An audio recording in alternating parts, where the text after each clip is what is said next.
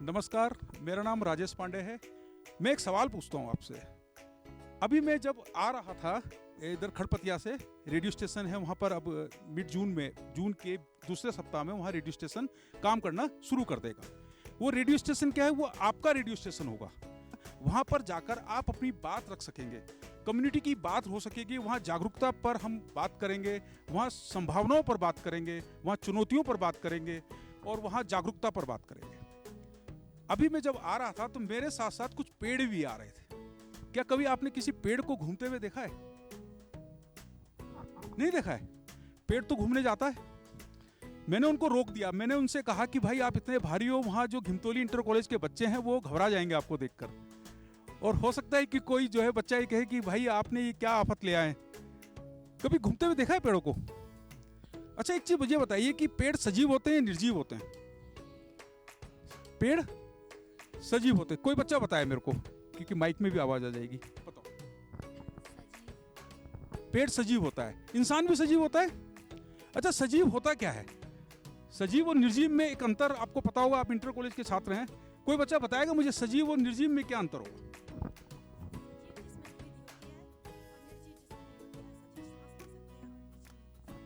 ठीक है, बहुत अच्छा जवाब दिया है आपने कि सजीव जो भोजन भी करते हैं, सजीव जो अपना भोजन खुद बनाते हैं, सजीव जिनमें वृद्धि होती है।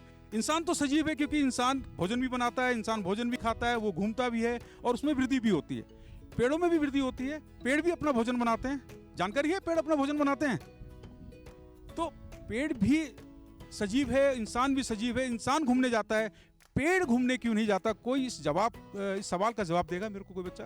पेड़ घूमने क्यों नहीं जाता? आप तो कह रहे हैं ना कि वहां पेड़ आ नहीं सकता, कह रहे हैं ना, आप ही का जवाब है। तो पेड़ क्यों नहीं आ सकता? पेड़ घूमने क्यों नहीं जाता? पहले तो पेड़ घूमने जाता था। कोई बच्चा बताएगा मेरे को?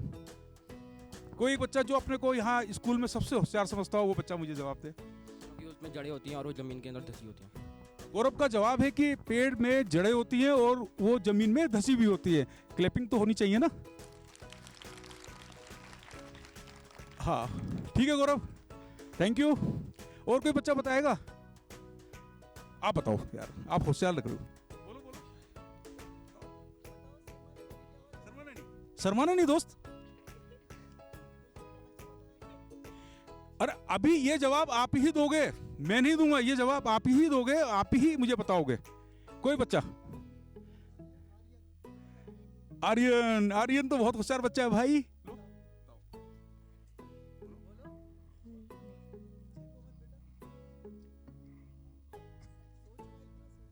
चलो कोई बात नहीं, आर्यन नहीं बता रहे। अच्छा, पेड़ घूमने क्यों नहीं? अच्छा एक चीज बताइए, अगर पेड़ घूमने जाता, आपका नाम क्या है बेटा? नाम तो बताओगे? तो दिया कहती कि भैया पेड़ जी, मेरे को स्कूल जाना है, घिमतोली इंटर कॉलेज है ना, या फिर मुझे चोपता बाजार जाना है, कुछ सब्जी खरीदनी है। तो आप पेड़ पर बैठते और पेड़ आपको, ऐसा होता ना? इंसान क्या करता है? इंसान तो हर किसी को अपना क्या करता है, उसको साधन को इस्तेमाल करता है, पेड़ को भी इस्तेमाल करता। अच्छा, मैं सवाल को थोड़ा सा बदल देता हूं। पेड़ हमें देता क्या है? कोई बच्चा बताए? ये तो बता दोगे। हाँ, कौन बताए? आप बताओ। फल, ऑक्सीजन। दो चीजें देता है और भी तो बहुत कुछ देता है बेटा। मैं आपको एक कहानी भी सुनाऊंगा, एक नन्हे पौधे की कहानी सुनाऊंगा इसके बाद। हाँ बताओ, क्या देता है पेड़? ऑक्सीजन, फल, फूल, लकड़ी, पत्तियां, चारा। और अगर पेड़ घूमने जाता तो ये चीजें क्या मिल पाती? मिल पाती? तो पेड़ घूमने क्यों नहीं जाता? अब तो इसका जवाब आपको पता लग गया होगा। कोई बताएगा? बताओ, आप बताओ। रिया कौन है? रिया बताओ। रिया, मैं आ जा रहा हूं आपके पास, मैं आ रहा हूं बेटा। हाँ बताओ। मैंने सुना रिया बहुत होशियार बच्ची है। हाँ हाँ बताओ। अगर पेड़ घूमने जाता तो? हमको ऑक्सीजन नहीं मिला, हवा नहीं मिलती। तो यही तो जवाब है इसका, कि पेड़ इसलिए घूमने नहीं जाता क्योंकि वो हमको क्या दे रहा है? वो हमें क्या दे रहा है? ऑक्सीजन और हवा। और अगर पक्षी अपने बच्चों को पेड़ों पर छोड़ के चले जाते और पेड़ यहाँ से घूमने घिमतोली से देहरादून चला जाता, तो पक्षी क्या अपने बच्चों को ढूंढ पाते? तो ये तो आसान सा सवाल था बेटा और आसान सा जवाब था। अब आपको समझ में आ गया है? तो पेड़ों के साथ हमें क्या करना चाहिए? आप बताओ। भाई पेड़ों को संरक्षित करना चाहिए, ज़्यादा से ज़्यादा पौधे लगाने चाहिए और हमें पेड़ों की सुरक्षा करनी चाहिए। ये नहीं कि पौधे लगा दिए और उसके बाद दूसरा बच्चा आया और उसने तोड़ दिया। समझ में आ गया बेटा? अब मैं आपको एक कहानी सुनाऊंगा। वैसे आप सब होशियार हो लेकिन बता नहीं रहे हो। वो पता है उसका कारण क्या है? उसका कारण यह है कि मन की बात मन में रख लेना। जो आपके दिल और दिमाग में चल रहा है वो आप अपने पेरेंट्स से जरूर बात करें। मन में कुछ छिपा के मत रखें। अब मैं आपको कहानी सुनाता हूं। ये कहानी है एक पौधे की। इस कहानी का जो शीर्षक है वो है साहसी नन्हा पौधा। ये कहानी आपको बताएगी कि एकता में कितनी बड़ी ताकत होती है। मुसीबत के वक्त हम एक दूसरे के कितना काम आ सकते हैं। मुसीबत के वक्त धैर्य कितनी बड़ी चीज है। सब्र कितनी बड़ी ताकत होती है सब्र की। पहाड़ों पर बारिश से तलहटी के जंगल में बाढ़ आ गई। पहाड़ों पर बारिश से तलहटी के जंगल में बाढ़ आ गई। तलहटी जानते हैं? पहाड़ के नीचे का जो जंगल है, पहाड़ के फुट पर जो जंगल है वो तलहटी बोलते हैं। जब पहाड़ पे बारिश होती है तो बाढ़ कहां जाती है? नीचे के जंगलों में बाढ़ आ जाती है। जो पक्षी वो जानवर हैं वो दौड़ सकते हैं, वो दौड़कर ऊंचाई वाली जगहों पर चले गए। पर एक नाले के किनारे खड़ा हुआ नन्हा पौधा, जिसे अभी धरती पर आए हुए मात्र 15 दिन हुए थे, वो घबरा रहा था। नाला शोर मचा रहा था, खाला शोर मचा रहा था और उनको इतनी जल्दी थी नदी में मिलने की कि वो सबको बहाकर अपने साथ ले जा रहे थे। कहानी समझ में आ रही है? कुछ इमेजिन कर रहे हैं? इमेजिन कीजिए ना, सोचिए कि खाले और नाले में बाढ़ आ रही है और उसमें क्या बह रहा है? जानवर बह रहे हैं, उनमें पेड़ पौधे बह रहे हैं, वो मिट्टी को काट रहे हैं। नन्हा पौधा घबरा रहा है। वो कह रहा है अभी 15 दिन पहले जब मैं धरती पर आया था तो इस खूबसूरत जंगल को देखकर मैंने कहा था आह जिंदगी तो कितनी खूबसूरत है और ये जंगल भी कितना खूबसूरत है। पर मुझे क्या पता था कि नाले की बाढ़ मेरी जिंदगी को लील लेगी, मुझे अपने में बहा देगी। पौधे ने मिट्टी से पूछा क्या तुम मुझे बचा लोगी? पौधे ने मिट्टी से पूछा क्या तुम मुझे बचा लोगी? मिट्टी ने कहा मैं तो खुद कोशिश कर रही हूं कि इस बाढ़ में कोई ना बहे। मिट्टी बहुत कोशिश करती है कि पेड़ों को बचा ले। मिट्टी बहुत कोशिश करती है कि आपके खेतों को बचा ले। लेकिन क्या होता है? जो प्रभाव होता है, जो नाले और खाले का प्रभाव होता है, जो नदी का प्रभाव होता है, जो पानी का वेग होता है, वो सबको बहा ले जाने की ताकत रखता है। तो नाले और खाले क्या कर रहे हैं? शोर मचा रहे हैं।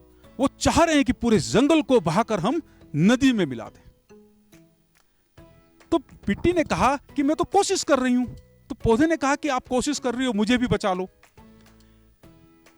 कोशिश कर रही हो आप, मुझे भी बचा लो।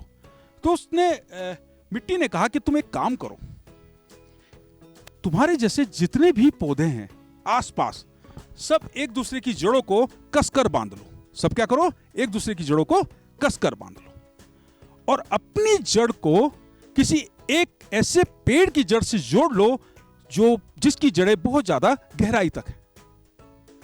पौधे ने कहा यह बात तो बहुत अच्छी है, हम एक दूसरे को पकड़ लेते हैं, कसकर पकड़ लेते हैं और अपनी जड़ों को किसी एक ताकतवर पेड़ की जड़ के साथ जोड़ लेते हैं। पर उसके दिमाग में एक सवाल आ गया। पौधे के दिमाग में एक सवाल आया। उसने कहा कि यहां तो मैं बड़े बड़े पेड़ों को बहता हुआ देख रहा हूं, उनकी जड़ें तो बहुत ज्यादा गहराई तक थी, वो कैसे बह गए? नाले और खाले तो उनको भी बहा रहे हैं। आप तो कह रही हो कि हम किसी एक पेड़ के सहारे अपनी जिंदगी को बचा लेंगे, ये कैसे हो जाएगा? मिट्टी ने पौधे से कहा कि तुम्हारा सवाल इतना वाजिब है, तुम्हारा सवाल इतना अच्छा है कि इसका जवाब भी उतना सुंदर मैं आपको देती हूं।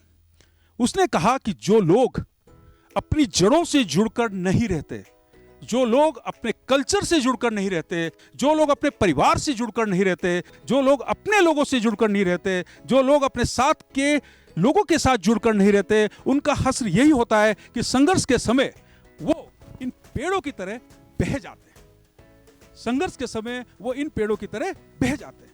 अब छोटा पौधा 15 दिन का, उसकी समझ में इतनी गहरी बात नहीं आ रही थी। उसने कहा मेरी समझ में आपकी बात नहीं आ रही है, फिलहाल तो मुझे अपने को बचाना है। मिट्टी ने कहा ठीक है, फिर वही करो जो मैंने तुम्हें बताया, एक दूसरे की जड़ों को कस कर बांधो। अब पौधे ने क्या करा? एक पौधे ने इसका हाथ, उसने उसका हाथ, उसने उसका हाथ, उसने उसका हाथ, अब सब एक दूसरे की क्या बन गए, ताकत बन गए। और उन्होंने लास्ट में एक बड़े पेड़ की जड़ से अपने आप को जोड़ लिया। अब नाले का प्रवाह और प्रभाव दोनों बढ़ रहा है। वो चाह रहा है कि मैं इस पौधे को चुटकियों में ले जाऊं अपने साथ, लेकिन उन्होंने एकता का सूत्र बना लिया था। वो एक दूसरे की ताकत बन गए थे। अब वो एक पौधे की ताकत नहीं थी, वो बहुत सारे पौधों की ताकत थी जो उस नाले के साथ संघर्ष कर रहे हैं। और नाले का प्रभाव बढ़ रहा है और वो क्या कर रहे हैं, जड़ें ऐसे करके बह रही हैं। लेकिन कुछ समय बाद उसका प्रभाव कम हो गया और उसका प्रभाव भी कम हो गया और पौधे अपनी जगह पर वहीं थे जहां पर, किस लिए, क्योंकि उन्होंने यूनिटी, उन्होंने एकता का सूत्र स्थापित कर लिया था। अब नाले की बाढ़ कम हो गई, पौधा अपनी जगह था और उसके साथी भी अपनी जगह थे। पौधे ने मिट्टी से कहा कि थैंक्स मिट्टी, आपने मुझे बचा लिया, आपका आभार है, आपने मुझे बचा लिया। मिट्टी ने कहा कि जो अपनी मदद खुद करते हैं मैं उनका साथ देती हूं। अपनी मदद जो खुद करते हैं दूसरे भी उनका साथ देते हैं। अब यह तो नहीं है कि आप कोई संघर्ष आ गया और आप बैठे हुए हैं। जब संघर्ष आता है तो मदद लेनी चाहिए और मदद करनी चाहिए।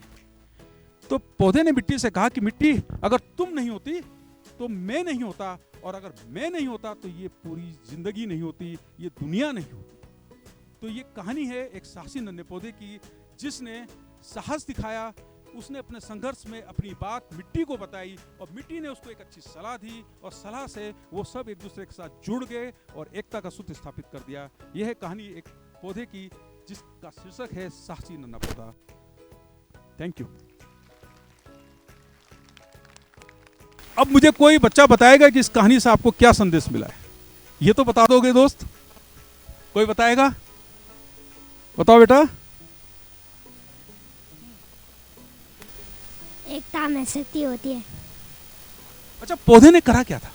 पौधे ने क्या किया था, कोई बताएगा? पौधे ने किससे अपनी बात रखी थी? मिट्टी से। हाँ बताओ बताओ।